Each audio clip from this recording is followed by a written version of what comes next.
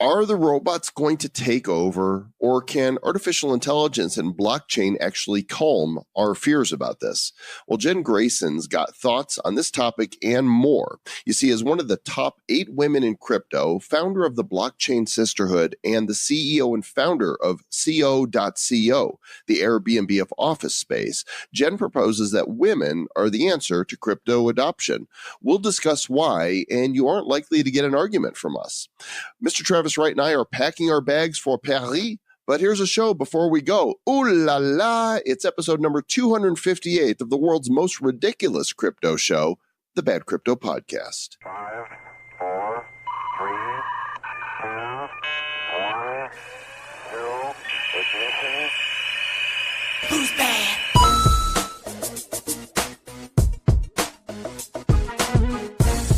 Mr. Travis Wright, are you packing your bag for Paris? I am packing my bag with the most ridiculous bullshit I can find.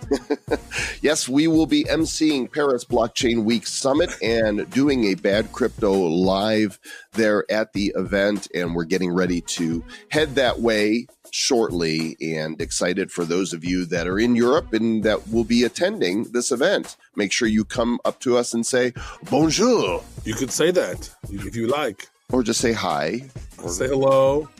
Actually, since this is airing on April 10th, I am in Italy. We'll say eating bella. lasagna. See, eating lasagna. So walk up to Mr. Travis Wright and say, how was the lasagna? And I'll be like, what lasagna? Because And that's like 17 lasagnas ago. Yeah, catch up, people. Come on. Could you be more specific with your lasagna requests? Let me be specific with our show's sponsors, and LinkedIn, of course, our lead sponsor here on this episode, and that is LinkedIn Jobs. If you're going to hire somebody, you'll want to do it right. Don't be using those other sites. Go where all of the quality candidates are at, because LinkedIn Jobs matches people on their skills, their background, their interests, their activities, their passions, and matches them on their hair color. Well, I don't actually think it does that, but it does some really great matching that gets you the most relevant, qualified candidates for your role. I don't think you could ask people what their hair color is in an interview. That's like asking them what their religion is, I think, or their shoe size. Don't do that. You want a quality hire, and you want a discount off your first job post. Simple. LinkedIn.com/Bad Crypto Podcast. $50 in your pocket instead of in LinkedIn's, and you still get the benefit of finding a quality hire. LinkedIn.com/Bad Crypto Podcast. Terms and conditions apply. This is true. Also, on this episode, we have Digitex Futures, which is a non-custodial, commission-free futures trading platform. They have begun onboarding tons of people to their beta version. What, 1 point something million, 1.2, 1.4 million? Tons. Something crazy. A literal metric ton. That is a lot. That is more than 1 million people. That's a lot of people. And this trading platform is going to eliminate all transaction fees as well as the withdrawal and deposit fees, which, hello, total game changer. Love that. After the completion of the beta version, they will begin rolling it out in Q2 of this year, which we are entering in now. So it's coming up soon. And a lot of great stuff coming out from Digitex. So if you want to go ahead and snag some Digitex tokens, you can go to digitexfutures.com/buy-DGTX. Get snaggy. Get snaggy McSnaggletons. Gia. And the whole McSnaggleton crew. I don't know any of them, but Joel apparently does. I do. I know all the McSnaggletons. They're Irish. You can vouch for them. All the little McSnaggletons. Patty McSnaggleton is my favorite. They were Marty McSnaggleton was like, go check out the Digitex Futures, digitexfutures.com, and all the little leprechauns. It's of the future. You'll love it. If I was Irish, I'd be a leprechaun. Oh my God, you would be. That's so great.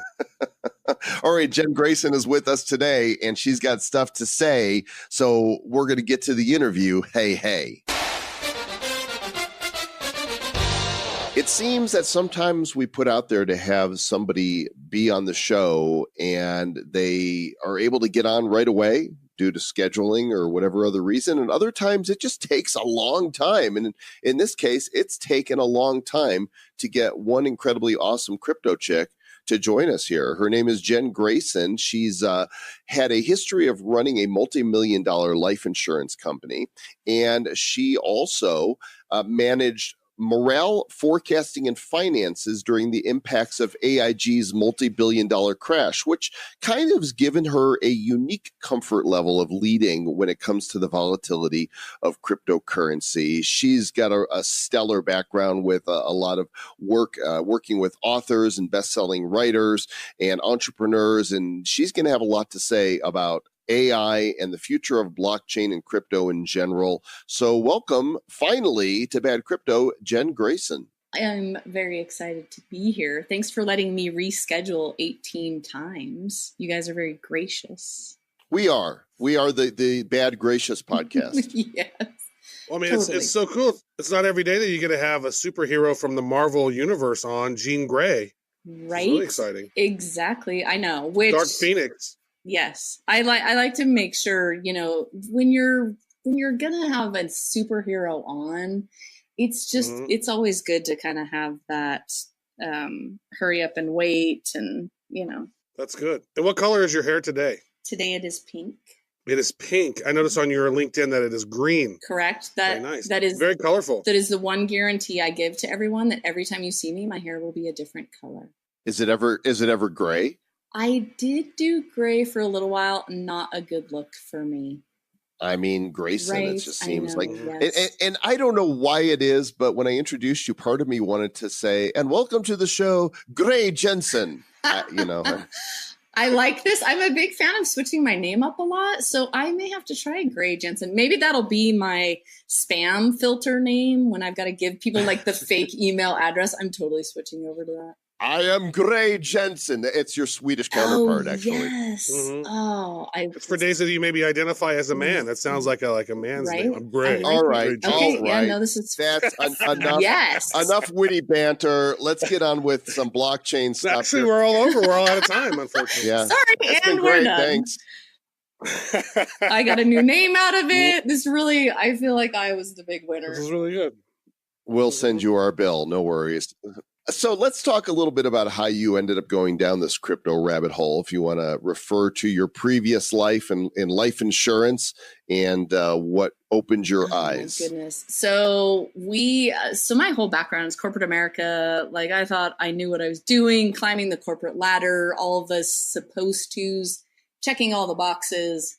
And when AIG had their big crash, we rode that sucker all the way to the bottom. My babies were really little, and so I had given up a lot of time with them to build out a business with two other guys. And that was one of those scenarios where I was really kind of burned out on corporate America. And so I left and tried to find the most not corporate thing I could possibly do, which led me to ghostwriting, which was fantastic. And I did that for a really long time. And then met a gentleman who is still one of the most fascinating, brilliant humans I've had the opportunity to meet. And I try to be, Yeah, okay. Down low about it. But yes, so the other fascinating person in my life, yes, Travis? also knows the Was it third Travis? one. God, I am not right, that yes. fascinating at all. So he was a coding engineer, and I said, can I write for you? Like, can I ghostwrite? I don't really have any other things. And we had gone to lunch, and I said, tell me about this Bitcoin thing, because I just don't get it. And he had a really great way of explaining it, and I understood it. And then he said, I was going to make my own coin. And I was like, I have no idea what that means. And he was building out a predictive AI with cryptocurrency. And so we talked a lot about the intersection of blockchain and artificial intelligence and what that looked like. And because of my business background, it was a really good relationship for us to team up. He was a coder, chief architect, had done 25 years of software engineering, and so we teamed up on that for a while. Kind of tried to navigate the ICO world through 17, and that was all kinds of fun. And then we kind of decided to go our own ways, and he's still working on that project. And I had totally drank the Kool-Aid on crypto. My first event was in Barcelona, and really got to learn it on the global stage. And so that was amazing, because I feel like the US is so far behind. And so I really had the luxury of getting to learn it outside of here, which was awesome and gave me I think, a brilliant education into the space that a lot of people here in the US don't get. And so I'm really grateful for that, and started a new project over the summer, and I'm co-founded the Blockchain Sisterhood, which is a bunch of badass chicks. They're running a bunch of blockchain projects. And so I've drank the Kool-Aid on crypto, and I can never go back. Like, I love it. I love everything about it. It's fantastic. Was it It's delicious? like a grape raspberry kind of mix, little lemon flavor. Yeah. Smoothie. Also nutritious. And nutritious. Yes. Very nice. So let's talk a little bit about this AI and blockchain. And this is what it seems like, because AI is right in the middle of blockchain, right there. And That's true. Yeah, it literally intersects spelling, right? Like literally, you can't have blockchain without AI.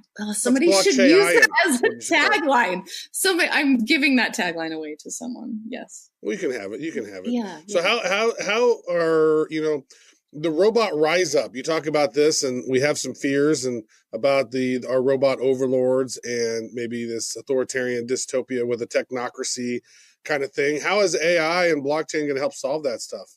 I think, from my perspective, that the decentralization of AI that we get to have with blockchain really takes the fears away. Like, anytime, and we have to separate science fiction from science fact, which is, there is likely not going to be a Terminator scenario, or, those are great for movies and Ex Machina and Overlords and Westworld and all of those. But when we look at very centralized scenarios of AI, which are terrifying, we've seen that with Google, with Facebook. China has said they really want to be the leader in artificial intelligence by 2020, which is, China is about as centralized as you get. And so centralized AI is absolutely terrifying. It's everything we're afraid of. But when we look at decentralized AI and the ability for that kind of governance that we've seen with some of these bigger projects that have done a really good job of it, even back in the beginning, if we look at Bitcoin and Ethereum and some of the originals, that lends itself to artificial intelligence in a way that will give the power to everyone, whether it's a kid in Iceland or a small business in Salt Lake City or a government in India, instead of Google having all the power or Facebook having all the power. Because we've seen that when you have those very centralized, controlled environments, the artificial intelligence gets abused. And then you have this huge disparity between the very wealthy corporations using AI for their means, and you have these mom and pops that can't afford, they can't spend six figures to have an AWS bill. And so as we see more and more decentralized artificial intelligence projects coming out, I think that really levels the playing field, and it makes it less scary because we're all watching what's going on. We have the transparency, we have the governance that we all want out of blockchain. And so I think that's really where blockchain will get to leapfrog AI. AI is not new. It's been around for a really long time. And blockchain is kind of the technology I think that's going to get to leapfrog it into the future a little bit. So what you're saying is we're all going to die. We are all going to die. Yeah. Yeah. For sure. Yes, absolutely. It might not be the robots that do it. The problem is whenever an advanced technology gets into the hands of somebody that is unscrupulous, that's, and that could be governments or individuals or corporations. And we've talked to some people that are like, listen, nothing's going to happen. We're all going to be fine. And then we've got others that are like, yeah, we all are going to die. The robots are going to eat us for breakfast. And it's really hard to figure out how is this actually going to play out?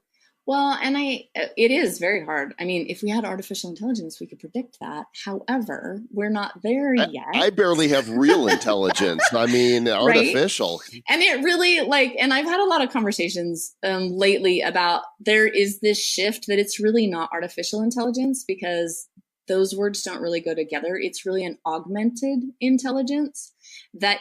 We're already experiencing that with our smartphones, right? It's an augmented intelligence. You can ask me any question and I can sound like a freaking genius if I have 13 seconds to look it up on Google.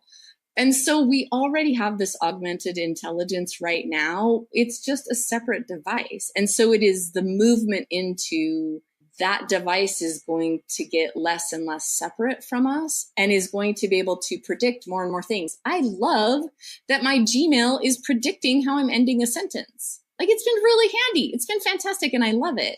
It is. And so that's artificial intelligence. Like, everybody gets really caught up in, oh my God, robot overlords, but that's not really artificial intelligence. Artificial intelligence is finishing your sentences in Gmail, knowing that you have a dentist appointment coming up and scheduling it on your behalf. You know, these little tiny things that just take the friction out of life. Email overlords. That will be fantastic when our life is controlled by email. I can't even wait. That'll be super. But yes, there are people that are horrible. I mean, we've seen some nefarious uses of it, and that's not going away. And so what are our choices? We can either put our heads in the sand and say, oh my gosh, the robots are coming, we need to extinguish all of it. Or we need to say, okay, what do we do? And I think that's blockchain and decentralized AI and more artificial intelligence projects. There are some amazing ones Dr. out Nefarious. there. Yes, but with blockchain. Yeah. Well, that's certainly the hope and the promise, right? That blockchain will decentralize and empower people rather than governments and organizations, unless those governments are, truly governed by we, the people. If it takes you 13 seconds to Google something, you might need some faster bandwidth there, Jen Greyson. I'm really not very tech savvy. I got to be honest with you. Like, I should be, but I'm not so good on my phone. I don't always go for the first answer on Google. You have to kind of look a little bit. Mm-hmm. It's not always the first one. So sometimes the people that are fastest aren't the most correct. Well, that's also because that Google's AI is feeding you what they want you to see, not necessarily what's most accurate or right. That's very true, which is usually why... That's a conspiracy, Mr. Joel Comm. And true. Yes. Get your tinfoil hat on. Right? It's very true, yes. What's on the second page? No one even knows what's on the second page. That's where all the truth is. There's a second page? Did you know sometimes there are like 3 or 4 pages? What? This may be a conspiracy because I haven't actually tested it, but I have You're heard. Telling lies, I know. Mr. Greyson. No, I have heard there are actually more than 1 or 2 pages. Listen, you just blow my mind. I know, right? Now, first of all, blockchain, and then now this you've just revised my whole world. So I was totally worth the wait. That's fantastic. Okay, my work here is done. Well, we got to reschedule this podcast, though. I just want to let you know we're about 15 minutes into this, and we got to. So one of the questions we've always had, right? Because we love. We've been doing this show now for going on 2 years. In July, it'll be our 2-year anniversary on the show, which is crazy to me. What are you going to buy me, Mr. Travis? Right for our 2-year anniversary? What is 2 year? What's 2? Is that like I don't know. New 2 microphone? Is what I'll probably give you a silver coin back that you gave me. This Indian give it back to me. Well, I know the first year is paper. Second anniversary is cotton. So you can get me a T-shirt. Oh, or some nice new boxers. That would be awesome. Oh, nice. Yeah. No, I'll get you like some Q-tips. Get that wax out of here. It's scraping on your mic. There you go. That's disgusting. Yeah. Okay, then we're now at earwax. That's awesome. You guys are really fantastic. Yeah, that's true. Hey, thank you. So we've been to a lot of events, right? And like the crypto world is just there's so many dudes. It's crazy. And I love that you're leading this initiative to bring more blockchain sisters up into this, because that's been one of the questions that we've had is that, women are clearly the key to adoption for crypto, because in every home, for the most part, the woman holds the purse strings for the big purchases. Absolutely. Right? I mean, that's been every single survey you've ever seen. It's big decisions made by the women. They're handling that. They're spending a lot of money at stores and on e-commerce. And how are we going? Because they don't care. Like, they don't care about the Lambo and the moon, right? They want to make it easy. They want. They don't. Yeah, like, it's funny. It's because, like, one of the talking points is like they don't even think about wallets. You think about purses. Right. Yes, exactly. Right? Which is funny. That was my favorite line. So when are we getting a crypto purse? Yes. That is we good. need the crypto purse. Like, seriously, like, women don't think in wallets. We always think in purses. Like, seriously. And no one. I mean, I talked to Ledger about it a little bit. I was like, can we please make a crypto purse?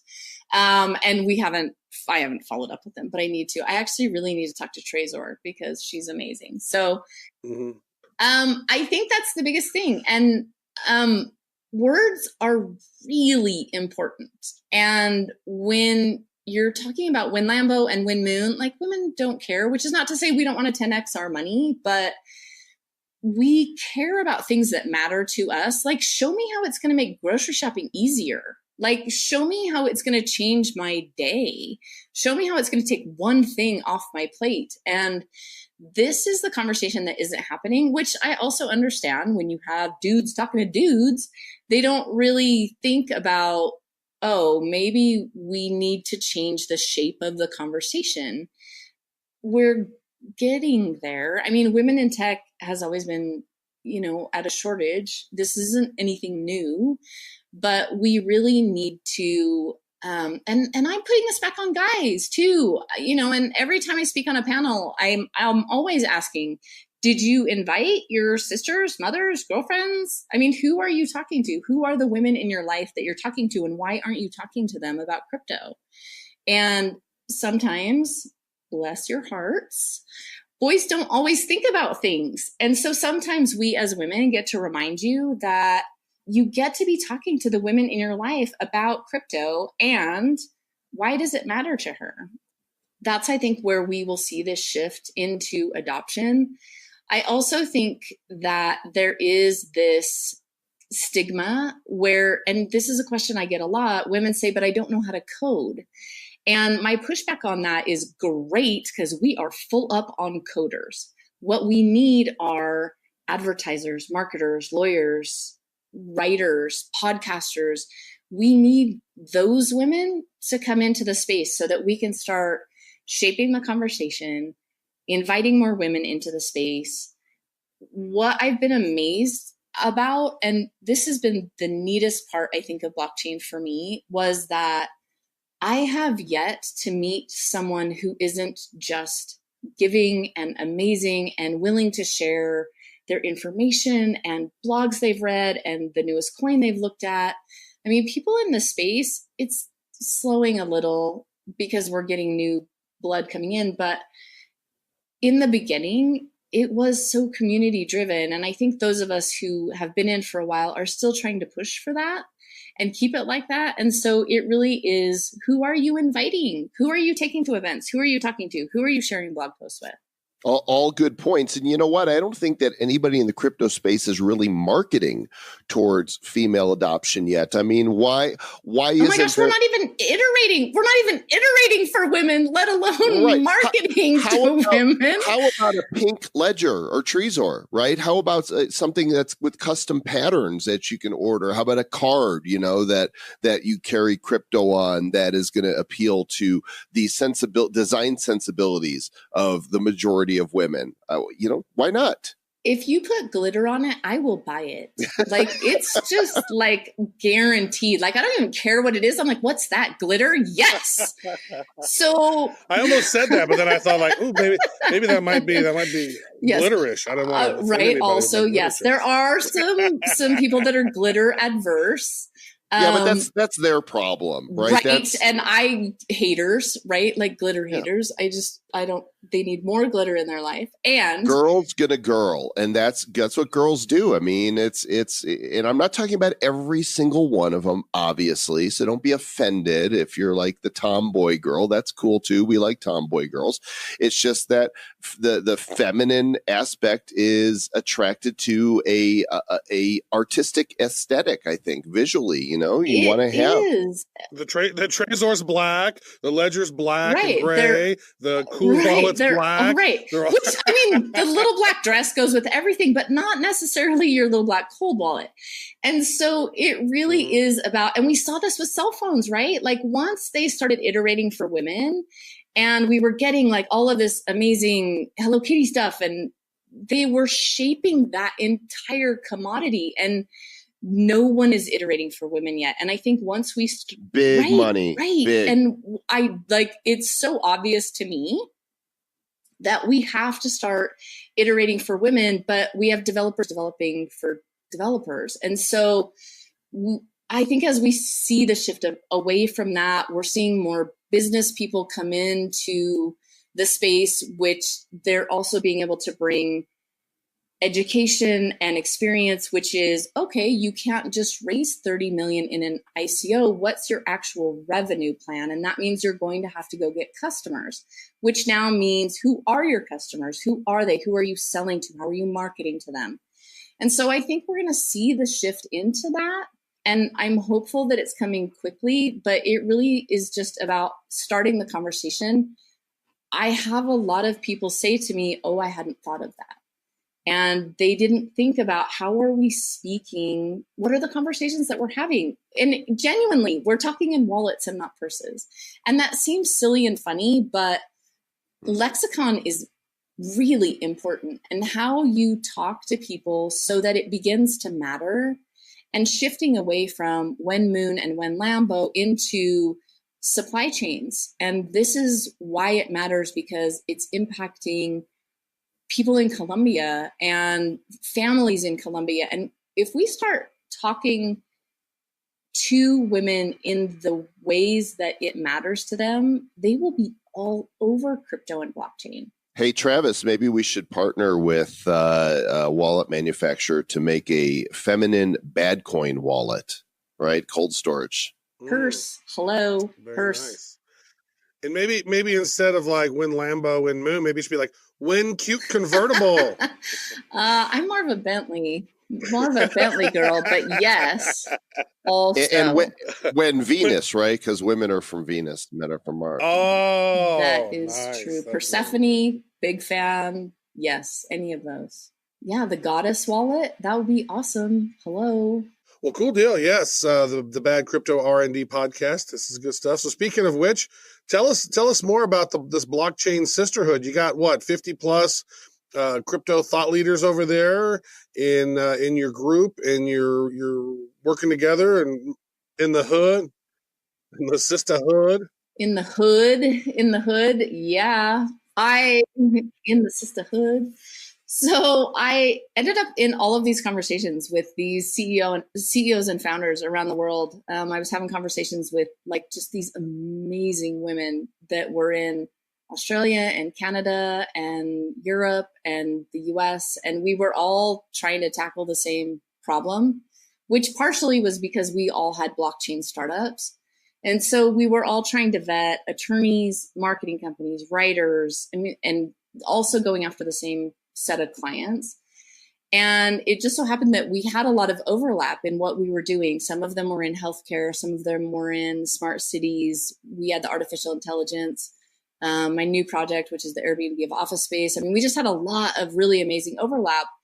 And we started talking about, okay, how do we leverage who we are in the space? We're, a lot of us are speakers, a lot of us we have some podcasters in there. And so we created this sisterhood that really was, how do we leverage this amount of genius and how do we work together? And it's become genuinely an amazing group of women that we just, it's everything from, sometimes it's a safe space to gripe about the obnoxious things that are happening at conferences, when you have the booth babes showing up. And so sometimes it's talking about how we get to shift the conversation and shift what's happening in conferences.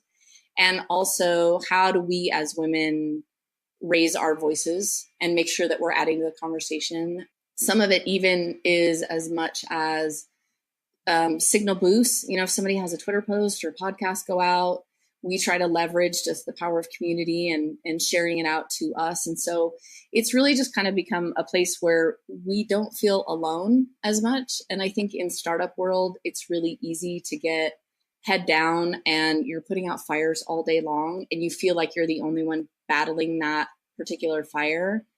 So getting to have a place where I can say, holy cow, I'm a complete hot mess. Here's what happened. Dealing with this technology issue or that marketing issue, and somebody else can say, oh my gosh, I had that last week. I hear you. I see you. You've got this.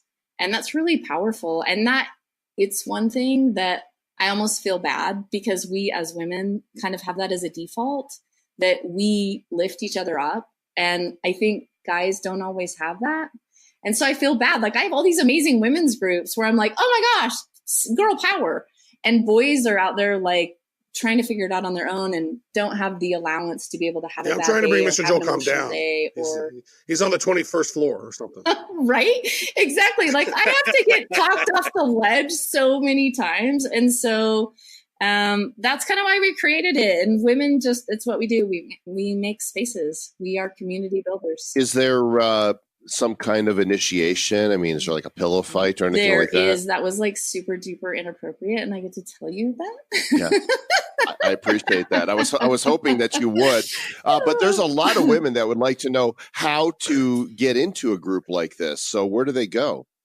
So it's just on Telegram and it's at Blockchain Sisterhood. So if you do the like t.me/Blockchain Sisterhood or however you have to get into a Telegram chat, that's the easiest one to do it. So we're easy to find. Anybody can hit me up on LinkedIn and I'm always happy to invite them in. I mean, genuinely, like you just have to be a self-identifying as a woman and we will absolutely welcome anybody into the fold. We have a lot of thought leaders, a lot of powerhouses, a lot of CEOs, but also we have people in there that are just learning. And so it's a place that we're growing and we would love to have more people always. I think Jolene Yes. Yeah. That's why I can't tell Might be suspicious you. of that one. Right. That's why I can't tell you the initiation because it's super secret. We have our ways. Because, also superhero. Yeah, so. you and your ways. Well, let's broaden out to crypto space in general here, and let's talk a little bit about your thoughts around regulation and treating crypto as its own asset class. Yeah, this is a big one. We've seen some amazing stuff happen really in the last couple months with some of the new legislation that Wyoming's passing, some of what the SEC has really tried to do. Even in Utah, they're trying to pass a bill about crypto and money transmitter laws. So we're seeing a lot of legislation being shaped, even, honestly, like on a near monthly basis, which is fantastic. Can you just say that a lot of legislation 10 times fast? A lot of legislation. Yes, I'm going to need to do it to like a Miley Cyrus song, maybe, and I can do it right. Nice. Right. Yeah. So what do we do? I mean, how is all this going to get straightened out?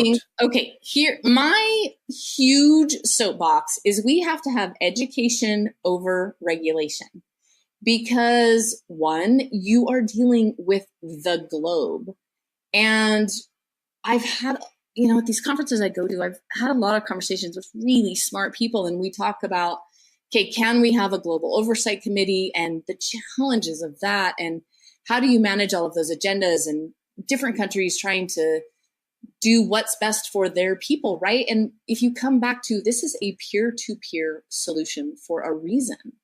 And it was because it was an attempt to remove government and oversight from these transactions. And so if we're moving forward, thinking about where all of this started, we really want to be able to manage it on a peer-to-peer basis. And you can't do that with regulation and oversight. Now, did we screw that up massively in 2017 because we proved that we couldn't self-regulate? Yes. And so I still feel like we as an industry, just like every industry that's come before us, especially in the space of technology, we get to say, look, here are some best practices that we would like to see happen. Here is how we are going to call people to the table when they aren't using best practices. Where we really want to head is into a space where we have an ongoing conversation, which is being able to transition to peer-to-peer and ensuring that we are part of the conversation and that we're able to, as an industry, self-regulate. I think it's really important. Excellent. Good stuff. Well, ladies, or those of you identifying as one, join the sisterhood. There won't be pillow fights. There will be real discussions about important issues surrounding blockchain and cryptocurrency. If you want to do the pillow fight on the side, that's fine, but it's probably not going to happen. We'll send you to Joel's. There's no damn pillow fights. Not even at Joel's house. My gosh, it's nice to be with people that can take a joke, though. It is the bad crypto. Right. That is very true. I mean, if there were glitter, maybe we've just moved from pillow fights to glitter fights. That's fantastic. Well, Jen, what's your favorite site for people to come and visit you? LinkedIn is my favorite because I'm there all the time. And it is also my favorite place to get to share information. And so it's where I get so much of my information. So LinkedIn is where I'm the most easy to find, but I'm at Jen Greyson everywhere. I'm going to be at Gray Jensen everywhere, but for right now, Jen Greyson everywhere. Oh, she's a Gray Jensen. Mr. Travis Wright, Jen Greyson is so smart. You know what? Very smart. We got a nice little run of, crypto ladies, blockchain ladies coming up here. We had one a couple episodes ago in episode 256 with Annie Chi. Now we have in this episode with Jen Greyson. We also have another one coming up in episode 260 with the one and only Caitlin Long. That's going to be fantastic. Talking about all that legislation that's coming our way in Wyoming and maybe other places. And I noticed you said crypto ladies. Were you being politically correct in avoiding the term crypto chick? I was avoiding crypto chick. That was. Why? What, Mr. Travis Wright, since when have you censored? Because yourself? I'm a social justice warrior now. I am now on the far left, and I am offended by everything. Yeah, don't be offended. It's, look, what I've discovered is that women that are comfortable in their femininity understand, the crypto chick thing. It's like, it's casual. Like it is a compliment. It's not alliteration. Yeah, it's not an offensive term at all. It is a term of endearment saying we welcome you women to the crypto space. You bring an element to, not just the crypto world, but to life in general that we men just do not have. And if we're going to have some mass adoption, we're going to need to have more women utilizing and spending and collecting the cryptos, right? Because there are, two genders, according to science, and any other ones that have made up since then. But all I know is that the female one spends lots of money, and they are the ones that in most households hold the purse. And so big purchases go through the ladies most time. So that's statistics. And so if we don't have enough women in the crypto world, cryptos might not get mass adoption like we want. Yeah, it's going to happen. I know it. I can feel it in my bones. Mm-hmm. It's not a question of if. It is a question of when. Of course, I'm not a financial advisor, and neither are you. And as always, make sure you do your own research before you guys ever invest in any of the cryptos. Here's hoping that the Lambo and Moon are coming our way soon. Mm-hmm. Yeah, actually, I had a friend of mine. She was like, so I got in Bitcoin when it was $11,000 and it's gone way down. Can you just buy it back for me, the price that I bought it? Somebody actually wrote us the other day. We got somebody wrote us the other day on our contact form and was asking crypto advice. And we don't give any crypto advice ever. Doesn't happen, gang. So don't ask us what to buy. We could talk about some projects that we like, but we will never recommend that you make any purchases. Don't recommend any of that good stuff. I do recommend doing your own due diligence and research and stuff on your own. And that's what we're all about. We're here to help you be part of the research. And if you're listening to us, you're all about learning. You're a curious person. You're inquisitive. You like to gain knowledge. I respect that about you. And but we're not going to be able to tell you what to do. This is not a investment course where we say, step 1, do this. Step 2, do that. Step 3, do that. Well, we will actually tell them to do one thing, Travis. Well, that's true. And you can go ahead and tell them that. Stay bad.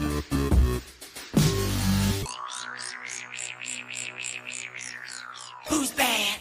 The Bad Crypto Podcast is a production of Bad Crypto LLC. The content of the show, the videos, and the website is provided for educational, informational, and entertainment purposes only. It's not intended to be and does not constitute financial, investment, or trading advice of any kind. You shouldn't make any decisions as to finances, investing, trading, or anything else based on this information without undertaking independent due diligence and consultation with a professional financial advisor. Please understand that the trading of Bitcoins and alternative cryptocurrencies have potential risks involved. Anyone wishing to invest in any of the currencies or tokens mentioned on this podcast should first seek their own independent professional financial advisor. They always told Will he was too short to play basketball, but Will never listened. Will let his work ethic do the talking for him. Always in the gym, always running drills. Will knew where there was a will, there was a way, and he was Will. But then, after his second child was born, he realized the pros were all way better than him, so Will gave up and buried his high tops in a tearful ceremony. But one day, he heard that Geico could save him money on car insurance, so he switched and saved a bunch, which was awesome.